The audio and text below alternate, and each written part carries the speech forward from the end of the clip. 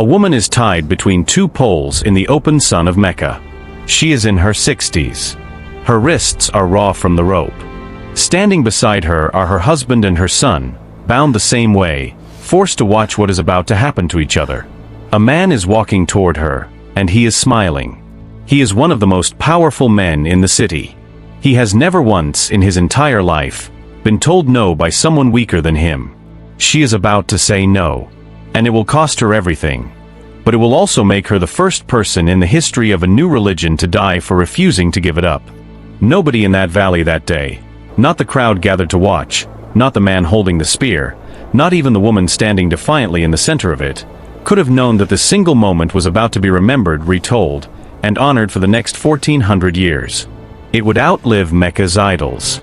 It would outlive the empire Abu Jahl's own family briefly imagined they were protecting.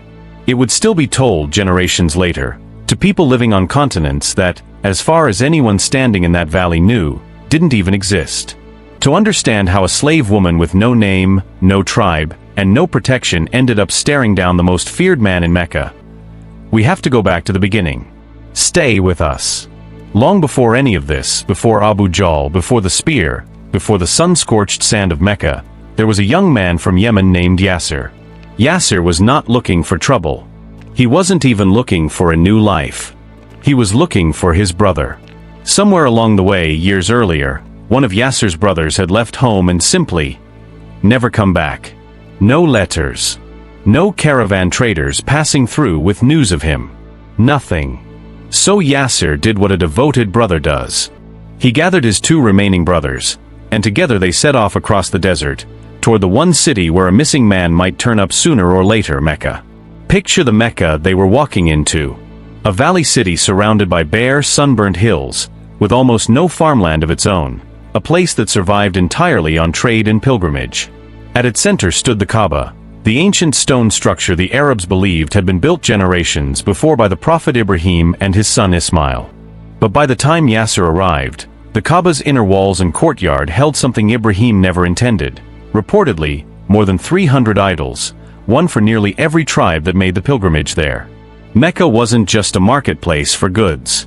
It was the marketplace for gods.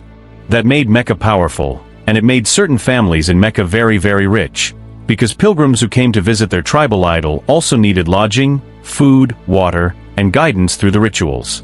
Entire clans built their wealth and status around controlling pieces of this religious economy. Keep that fact in the back of your mind. It will matter more than you'd expect later in this story. The three brothers searched the city for their missing sibling. They asked in the markets. They waited by the wells where travelers stopped to water their camels and trade gossip along with their goods.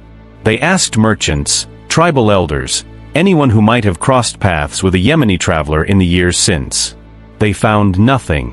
No trace. No rumor. No lead. And slowly, the search wore the two younger brothers down.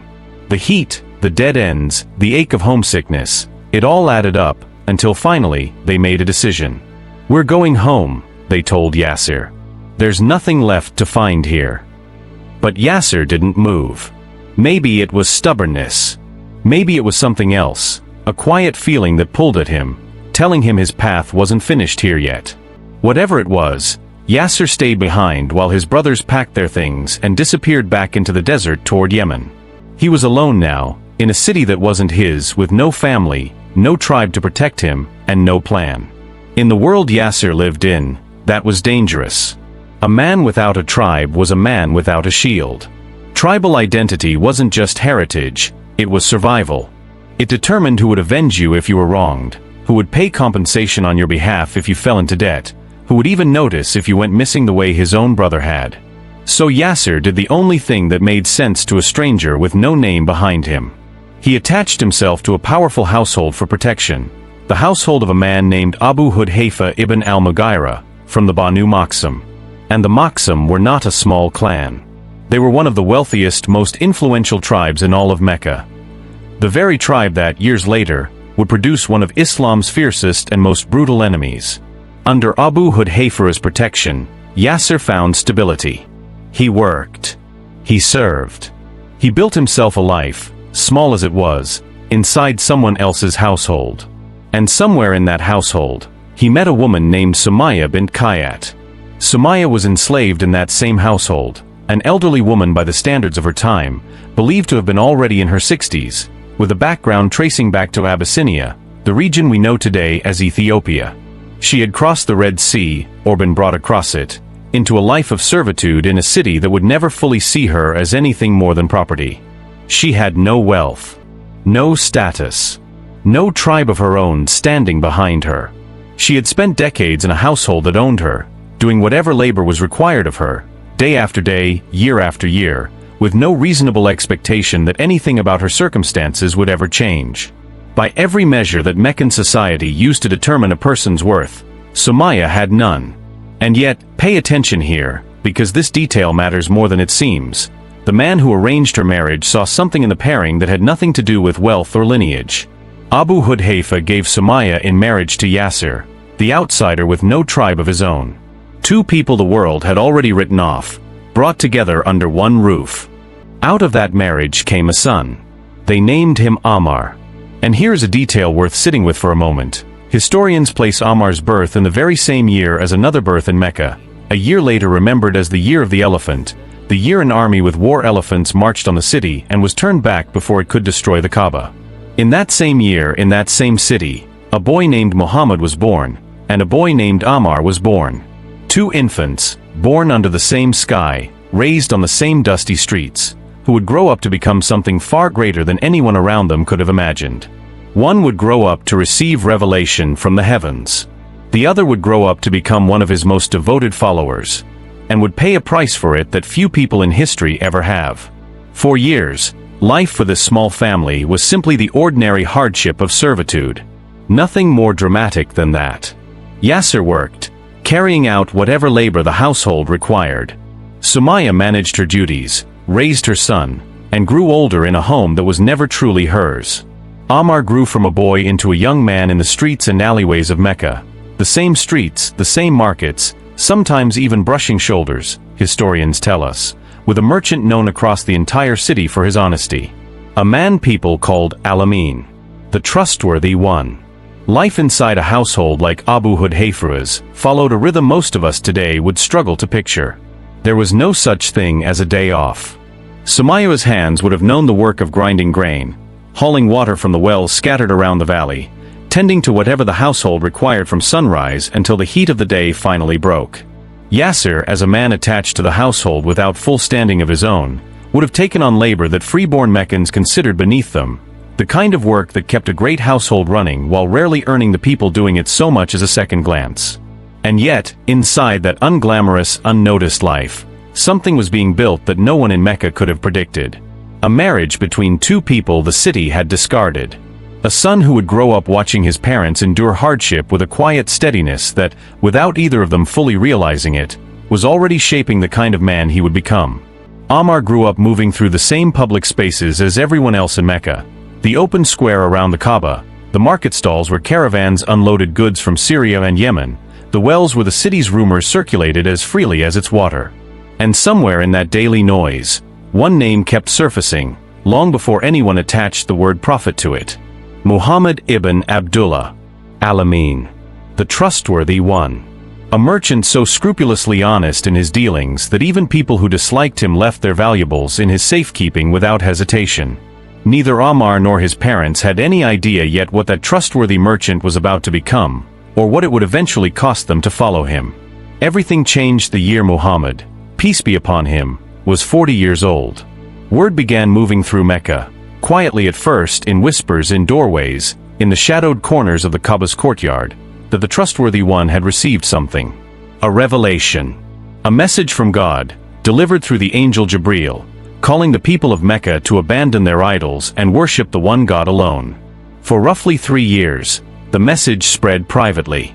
The prophet, peace be upon him, taught in secret, gathering a small circle of believers who met quietly, carefully, in the house of a companion named al-Arkam, tucked into a corner of Mecca where they were less likely to be noticed.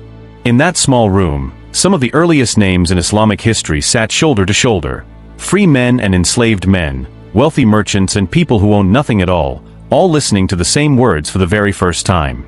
Ammar ibn Yasir heard about this message early, and something in it struck him in a way he couldn't fully explain, even to himself. He began slipping away at night, quietly, careful not to be seen, to sit with his circle and listen. And the more he listened, the more he believed. But Ammar had a problem most of the early converts didn't carry quite as heavily. He had parents. Parents who loved him. Parents who, if his secret was discovered, would be punished right alongside him, because in a household bound to the Makhzum clan, nothing Ammar did happened in isolation. His choices were their choices too, whether they knew it or not. So Ammar made a decision that tells you everything you need to know about who he was. He didn't hide his faith from his parents to protect himself. He went to them and told them everything. Try to picture that conversation.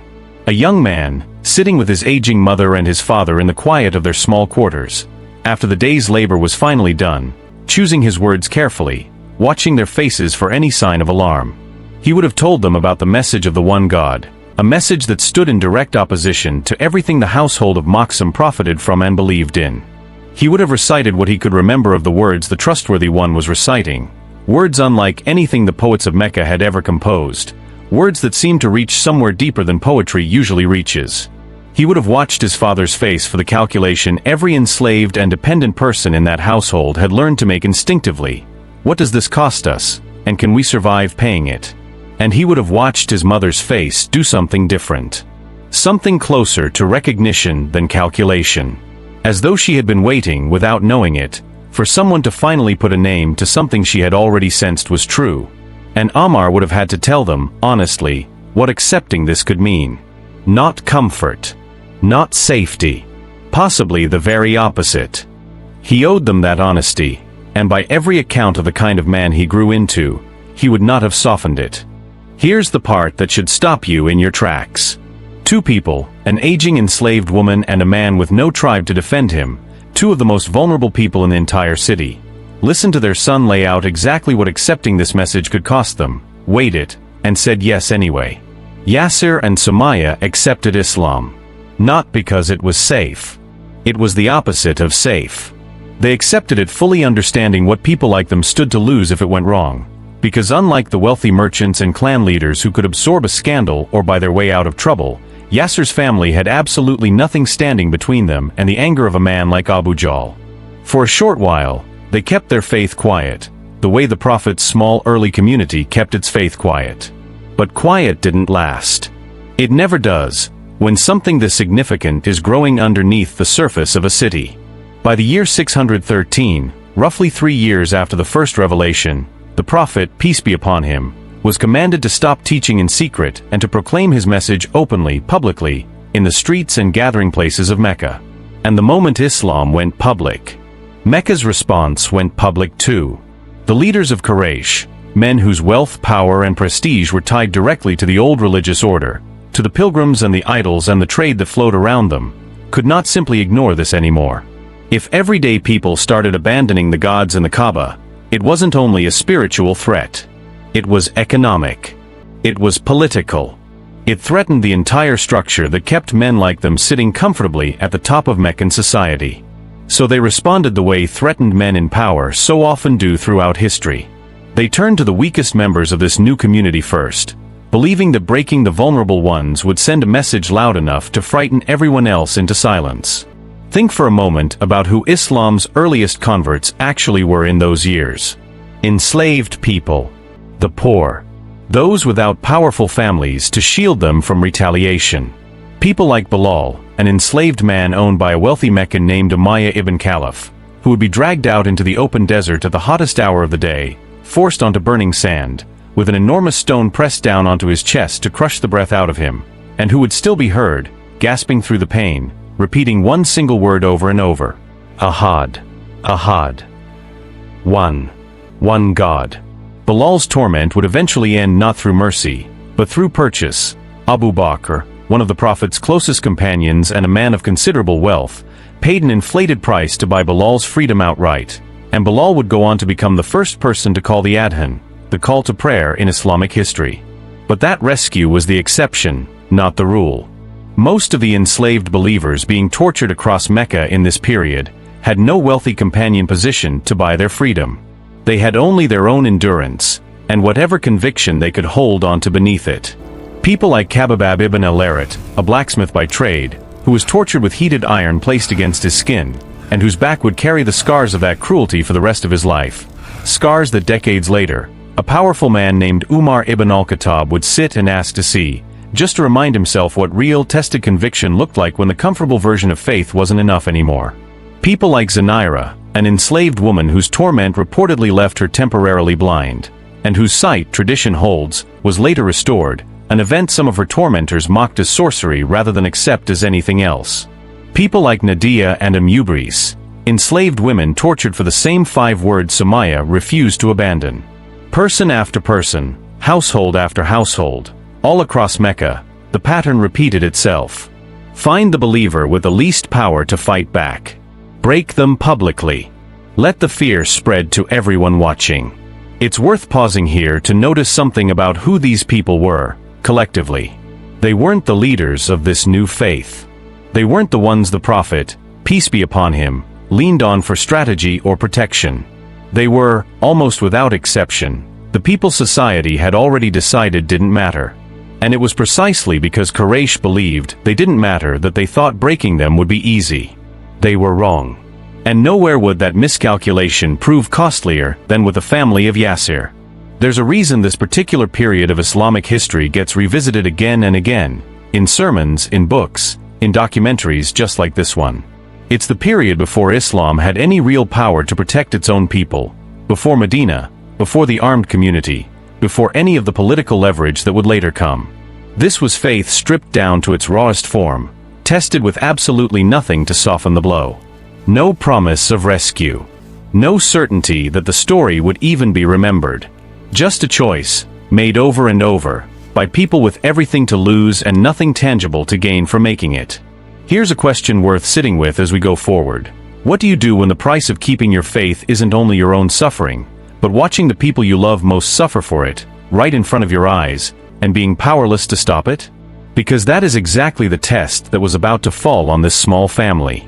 When word reached Abu Jahl, a chief of the very same Makhzum clan that had once given Yasir shelter, that the family he considered his own property had joined this new religion, something in him hardened into rage.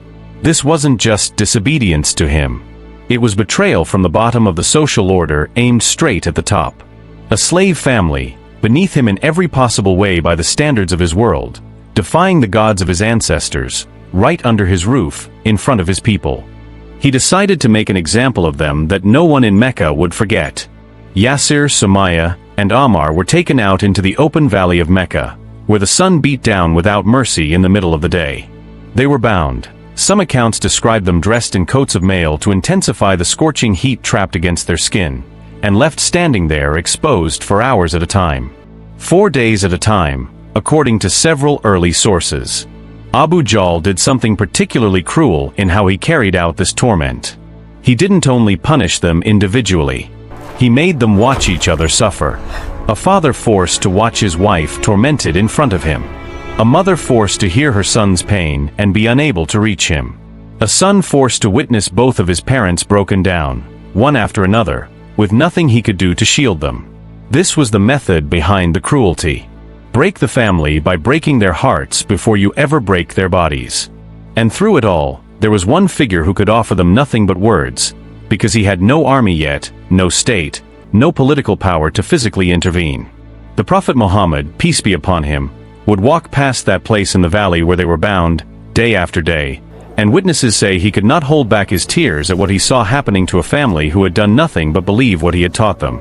It is reported that he said to them, gently, urgently, the only comfort within his power to give: patience, O family of Yasir. Your meeting place will be paradise. Imagine that for a moment. Imagine being tied under the desert sun, your skin blistering, your strength failing by the hour, and the words that reach you aren't a rescue, they're a promise about the next life, spoken by a man who has no power yet to save you in this one. No soldiers to send. No ransom to offer. Just words, and the weight of a promise he believed with everything in him. And somehow for this family, that promise was enough to keep them standing, day after brutal day. News of what was happening to the family of Yasir did not stay contained to the valley where they were bound. It spread through Mecca the way Abu Jahl intended it to, as a warning. Other households with enslaved believers watched closely, weighing what they were witnessing against their own newfound faith. For some, the sight of an elderly woman refusing to break in front of an entire city became something else entirely. Not a warning to abandon belief. A demonstration of exactly how far conviction could carry a person when everything else had been stripped away. That is the part Abu Jahl never accounted for. Cruelty carried out in public doesn't only frighten the people watching. Sometimes it teaches them. It's worth asking too, what kept Abu Jahl coming back to this family day after day, when so many other targets across the city might have offered him an easier, faster victory? Perhaps it was precisely because they weren't breaking. Men who rely on fear to maintain their power tend to become unsettled, even obsessed, when fear stops working on someone. Sumayyah's calm refusal wasn't just an inconvenience to him. It was a crack in the entire logic his authority depended on. The assumption that enough pain, applied to someone with no power, would always eventually produce submission. She was proving him wrong in front of his own city, one silent, unbroken day at a time. We have seen where this story began. A wandering man searching for a lost brother, an enslaved woman with no name worth remembering by Meccan standards, and a family they built out of nothing but each other. But now we reach the moment we glimpsed at the very start of this journey, the moment where their convictions met the full, unrestrained cruelty of a man who believed his power made him untouchable. Because as brutal as the male coats and the desert sun already were, Abu Jahl was not finished. Not close. Sumayyah's suffering under his torment was, by every historical account, the most severe of the three. Perhaps because Abu Jahl saw an elderly, enslaved woman as the safest target, the one least likely to have anyone speak up on her behalf. Perhaps because her calm, unshaken refusal to break enraged him far more than anything her husband or son had said. Whatever the reason, Abu Jahl turned the worst of his cruelty toward her, escalating what he was willing to do with every passing day that she refused to give him the words he wanted. Day after day, the torment increased. He mocked her faith in front of the crowds that gathered to watch. He mocked her age, her status, the fact that she had nothing and no one to protect her. Some accounts describe him hurling a particularly cruel, degrading insult at her, suggesting she was somehow waiting for her husband's death so that she could remarry, an accusation meant purely to humiliate her in front of onlookers, to strip away whatever dignity she had left. Picture the scene the way witnesses at the time would have seen it. The open ground of the valley, packed hard by years of foot traffic. A small crowd gathered at a distance, some out of cruelty, curious to watch the spectacle Abu Jahl had promised. Others out of dread, unable to look away from what might soon be their own fate. The heat pressing down from directly overhead, the kind of Meccan midday heat that made even healthy young men seek shade within minutes. And at the center of it, an elderly woman, already weakened by days of exposure and abuse, still on her feet. Sumayyah did not break.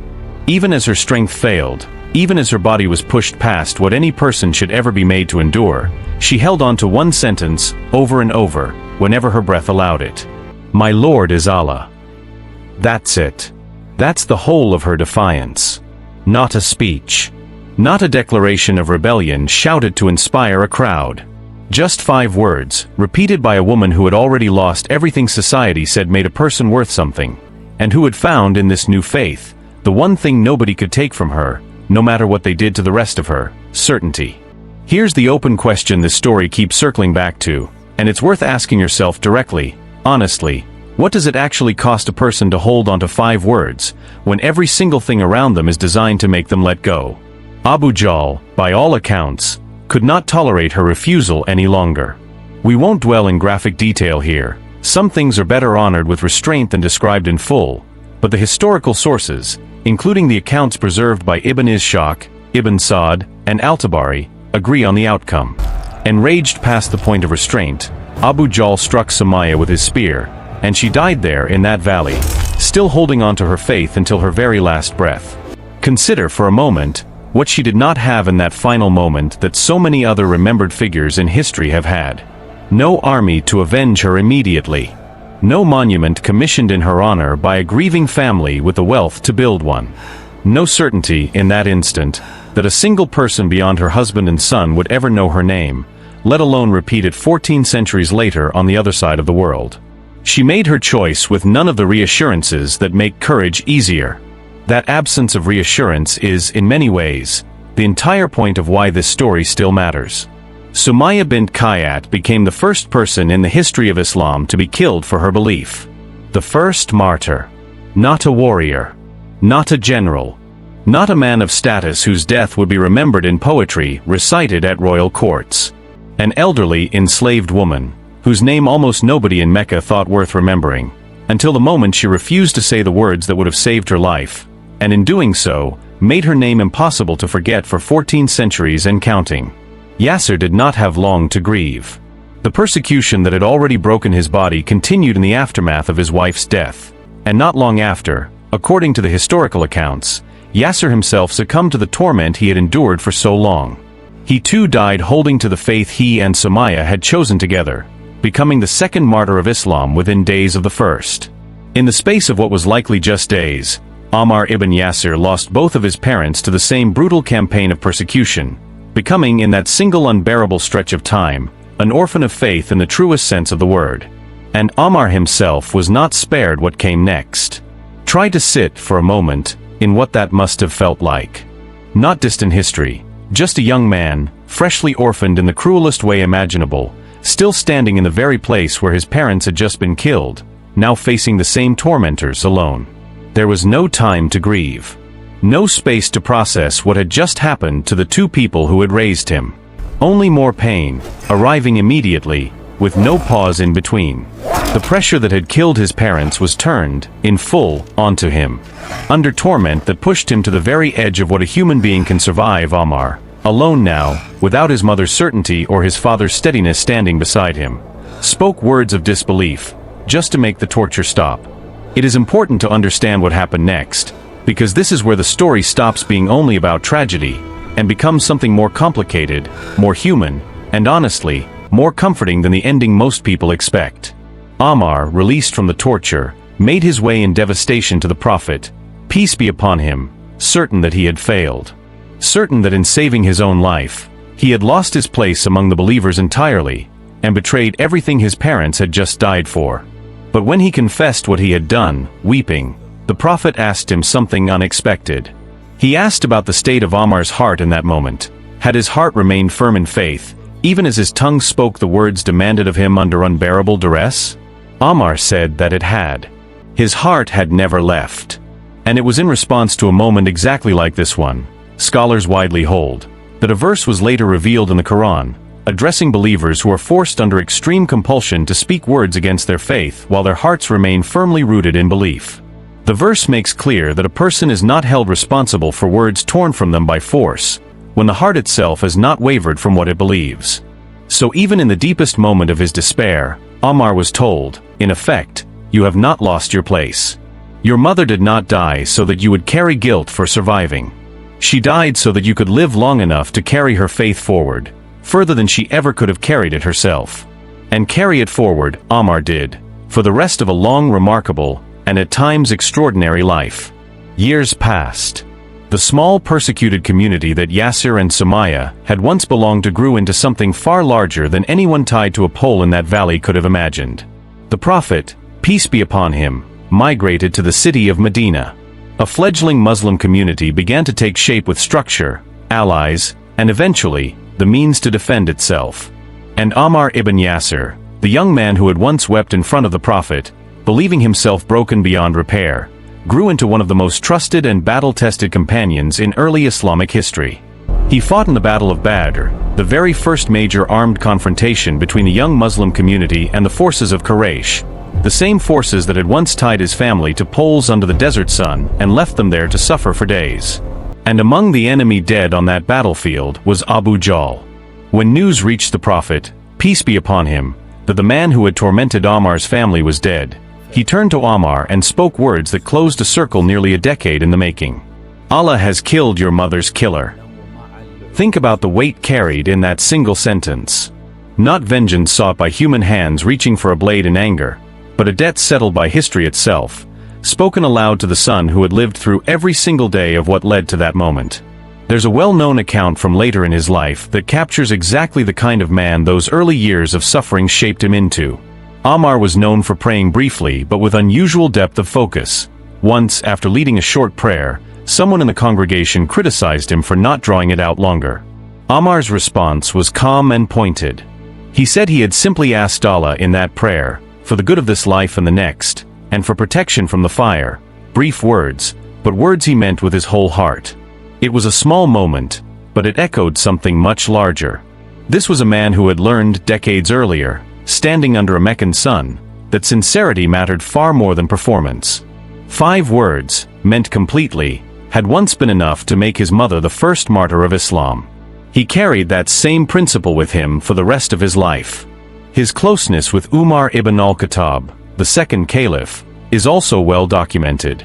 Umar trusted Ammar enough to appoint him governor of Kufa, one of the most important cities in the rapidly expanding Muslim state, at a time when the caliph was famously particular about who he entrusted with authority. It's a striking image, if you think about it. A caliph who once, in his pre-Islamic days, might not have looked twice at an enslaved family being tortured in a Meccan valley, now placing one of that very family's sons in charge of governing an entire province. Ammar's story didn't end at Badr, either. He went on to live an extraordinarily long life for a companion of that era, standing beside the Prophet through battle after battle, including the defense of Medina at the Battle of the Trench, where he reportedly worked alongside the Prophet himself, digging in the dirt to help fortify the city. Later, under the leadership of the caliphs who followed, Ammar was entrusted with the governorship of the city of Kufa, a position of real authority for a man who had once been the son of 2 people considered property, with no standing of his own. Those who served under his governorship described him as plain living, humble almost to a fault, uninterested in the luxuries that came so easily to men of his rank. It said he kept his residence modest, his manner unassuming, and his door open to ordinary people in a way that unsettled those used to governors who ruled from a distance. He is remembered as a man who never let power change the person the desert sun had tested so severely, decades earlier. He also carried a physical reminder of that testing with him for the rest of his days. In a later battle known as the Battle of Yamama, fought against a rival claiming prophethood after the death of the Prophet, peace be upon him, Ammar was severely wounded and reportedly lost part of his ear in the fighting. By then, this was simply one more mark on a body that had already survived far more than most men of his era ever would. Think about the sheer span of history one man carried inside a single lifetime. Ammar was born the same year as the Prophet, peace be upon him. He was among the earliest converts to Islam, tortured alongside his parents in its most dangerous infancy. He fought in its first battles, helped defend its first capital, governed one of its great cities, and lived to see the faith he'd nearly died defending as a young man spread across an empire stretching from Persia to North Africa. Few people in any era get to witness a story's entire arc, from its most fragile beginning to its most established strength. Ammar ibn Yasir did, and every step of it traced back to a decision his mother made under torment in a Meccan valley, refusing to unsay 5 words. And there is one more piece of this story worth including, because it shows just how completely this family's early suffering became woven into the larger fabric of Islamic history. Years before it happened, the Prophet, peace be upon him, is reported to have told Ammar that he would eventually be killed by a rebellious, transgressing group. Decades later, well into old age, at a battle fought during a period of internal conflict within the Muslim community, the Battle of Siffin, Ammar ibn Yasir was killed, exactly as it had been foretold, fighting on what the majority of Islamic scholarship holds to be the side of truth in that tragic conflict. He was reportedly over 90 years old. The boy who had once secretly slipped away at night to sit in a small room and listen to a new message, lived to become one of the last living witnesses of that message's earliest, most dangerous days, carrying his mother's certainty with him for over 60 more years after she was gone. Think about what that means. A woman tied to a pole in a Meccan valley, with no way of knowing whether her death would be remembered by anyone at all, ended up raising a son who would outlive nearly every one of her tormentors, who would walk the earth as a free man of authority and respect for 6 more decades, a living rebuttal to every insult Abu Jahl ever hurled at her family in that valley. That, in the end, is the real legacy of this story. Sumayyah bint Khayyat left behind no wealth, no poetry composed in her honor during her lifetime, no tribe to carry her name forward through political power or influence. By every worldly measure available to the people of Mecca in the 7th century, She had nothing.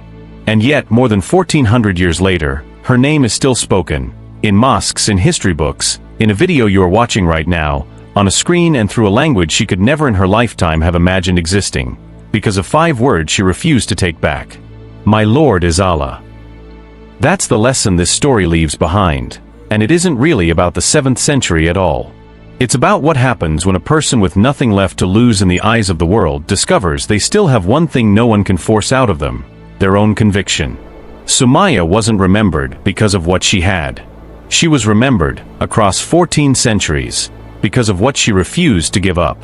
She has since become, for countless people who have never once set foot in the Arabian Peninsula, a symbol reached for again and again, by the enslaved and the free, by men and by women, by anyone who has ever had to decide what they're willing to endure for something they believe is true. Not because her story is comfortable. It isn't. But because it's honest about what conviction sometimes actually costs, and it refuses to pretend that courage always arrives wearing armor, riding a horse, carrying a sword. Sometimes courage looks like an old woman standing in the sun, saying 5 words, and meaning every one of them. And maybe that's exactly why this particular story keeps finding new audiences, generation after generation, format after format, from handwritten manuscripts copied by candlelight, to printed books, to a video reaching you right now wherever you happen to be watching it. Sumayyah never had a platform, never had an audience, never had any reason to expect that her final stand in a forgotten valley would become one of the most repeated stories in Islamic history. And yet here you are, hearing it, more than 1400 years and thousands of miles removed from the ground she stood on. That, in itself, might be the most quietly remarkable part of this entire story. Thank you for watching. If you learned something, give this video a like, subscribe if you haven't already, and share it with someone who'd enjoy it too.